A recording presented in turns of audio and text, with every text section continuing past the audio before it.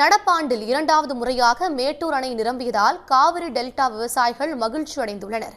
காவிரி நீர்பிடிப்பு பகுதிகளில் பெய்த கனமழை காரணமாக கர்நாடகாவின் கிருஷ்ணராஜ சாகர் மற்றும் கபினி அணைகளிலிருந்து திறந்துவிடப்பட்ட தண்ணீரால் கடந்த 31ஆம் தேதி மேட்டூர் அணை தனது முழு கொள்ளளவான 120 அடியை எட்டியது. இதைத் தொடர்ந்து அணையிலிருந்து 1,70,000 கன அடி வரை தண்ணீர் திறக்கப்பட்ட நிலையில் மழை குறைந்ததால் அணைக்கு வரும் தண்ணீரும் குறைந்து காணப்பட்டது. இதனால் கடந்த வியாழக்கிழமை மேட்டூர் அணையின் நீர்மட்டம் 119.5 அடியாக குறைந்தது. இந்நிலையில் காவிரி நீர்பிடிப்பு பகுதிகளில் மீண்டும் மழை பெய்து வருவதால் ஒகேனக்கல் காவிரியில் 30,000 கன அடி நீர் வந்து கொண்டிருக்கிறது.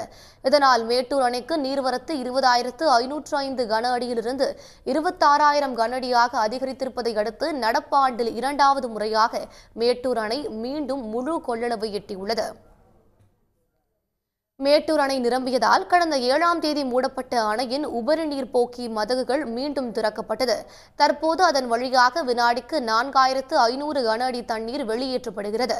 காவிரி டெல்டா பாசனத்திற்கு 21,500 கன அடி நீரும் கிழக்கு மேற்கு கால்வாய் பாசனத்திற்கு 500 கன அடி நீரும் திறக்கப்படுகிறது.